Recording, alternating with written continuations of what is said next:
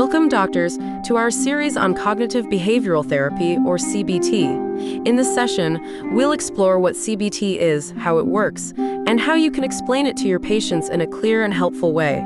So, what exactly is CBT? It's a type of talking therapy that helps individuals manage their problems by changing the way they think and behave. CBT is based on the idea that our thoughts, feelings, physical sensations, and actions are all interconnected. This interconnectedness is key because it explains how negative thoughts and behaviors can trap people in a vicious cycle. Breaking this cycle can significantly improve a person's emotional well-being. You might say to your patients, CBT helps you see how your thoughts and actions are linked, and how changing one can positively impact the other. Now, let's move on to how CBT helps in treating depression. CBT focuses on the present. It addresses the issues that are happening right now, rather than delving deeply into the past. It's goal-oriented and structured, with specific objectives set during therapy. You could say to patients, together, we'll set clear goals and work towards them in each session. One of the core strengths of CBT is its emphasis on self-help. It teaches patients practical strategies to manage their thoughts and behaviors. And finally, CBT is evidence-based, meaning research has consistently shown its effectiveness in treating depression. You might reassure a patient by saying, CBT is a well-researched and effective therapy for many people experiencing depression. Next, let's discuss the cognitive component of CBT. This aspect focuses on identifying negative thought patterns, which are often automatic and contribute to depression. You'll work with the patient to challenge these unhelpful beliefs, asking questions like, is there evidence for this thought? Or, could there be an alternative perspective? By helping patients evaluate these thoughts, we encourage a healthier, more balanced way of thinking. The behavioral component of CBT is equally important. It involves encouraging patients to engage in activities they enjoy or find meaningful, known as behavioral activation. You can explain, we'll gradually reintroduce activities you enjoy to help lift your mood. CBT also uses exposure techniques to help patients face and overcome situations they've been avoiding. You might say, we'll take small steps to confront things that are causing you anxiety, helping you build confidence over time. CBT also offers a variety of techniques to help patients stay on track. Thought records allow patients to log their thoughts, feelings, and behaviors, which helps identify patterns. Cognitive restructuring is the process of replacing negative thoughts with more balanced ones. You might tell your patient, we'll practice reframing your negative thoughts into more helpful ones. Another practical tool is activity scheduling, where you help patients plan activities that boost their engagement and pleasure.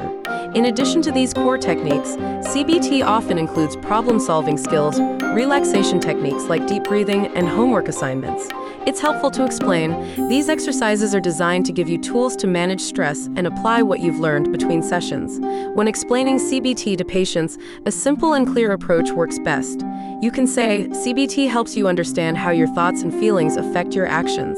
It's also important to emphasize that CBT is a collaborative process. You might add, we'll work as a team to identify and change unhelpful thinking patterns. When offering CBT as a treatment option, consider saying, based on what we've discussed, CBT could be beneficial for you.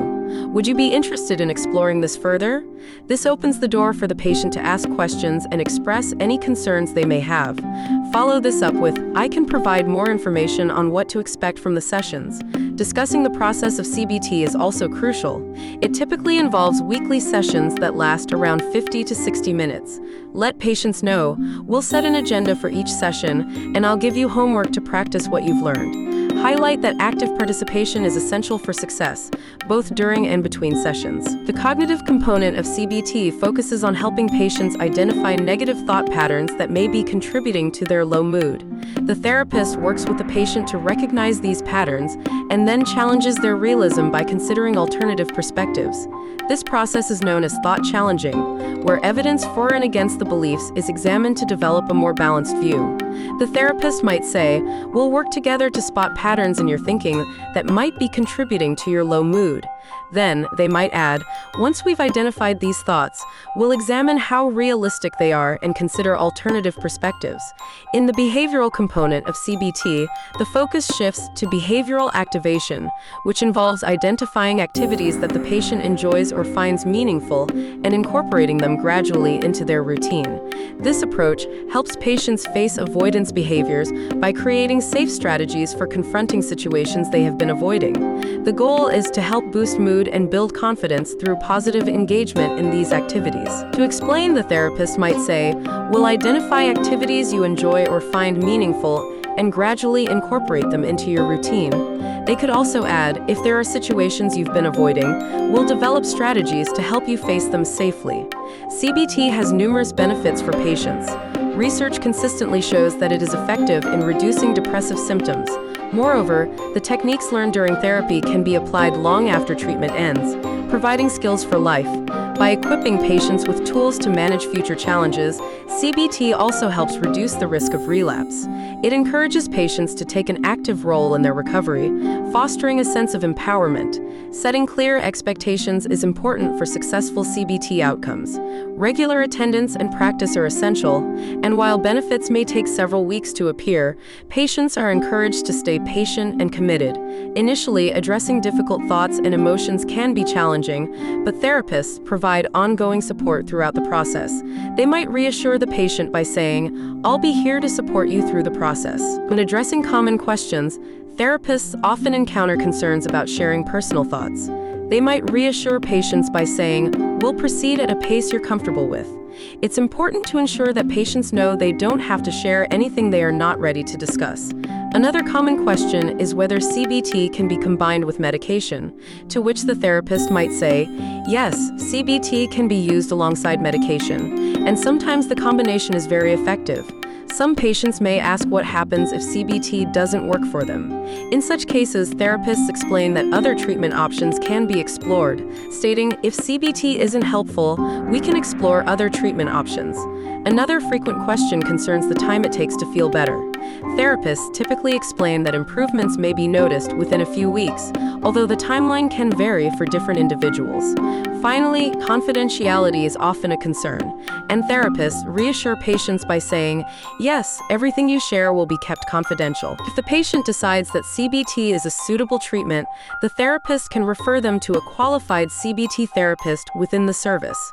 In some cases, self-referral options may also be available, allowing patients to directly access local psychological services. The therapist might say, "I can refer you to a qualified CBT therapist within our service," or, "In some areas, you can refer yourself directly to local psychological services." It's also common to arrange follow-up appointments to discuss the patient's progress with therapy. To further support patients, therapists often provide additional resources, such as educational materials and links to support services. Patients can be directed to resources like NHS Choices for information on accessing CBT or to organizations like Mind for Therapy options. Therapists might encourage patients by saying, "Remember, seeking help is a strong first step toward feeling better." Effective communication is essential in CBT. Therapists aim to tailor explanations to match the patient's level of understanding and encourage them to ask questions to clarify any uncertainties. Creating a supportive, non-judgmental environment is key, where patients feel comfortable sharing their feelings and perspectives. Therapists ensure that empathy and respect are at the core of every interaction, acknowledging the patient's experiences and emotions. Thank you for attending this session on cognitive behavioral therapy. We hope it provided valuable insights, and we look forward to supporting you on your journey. Please like and subscribe to TuringMedSchool. Good luck with your preparation.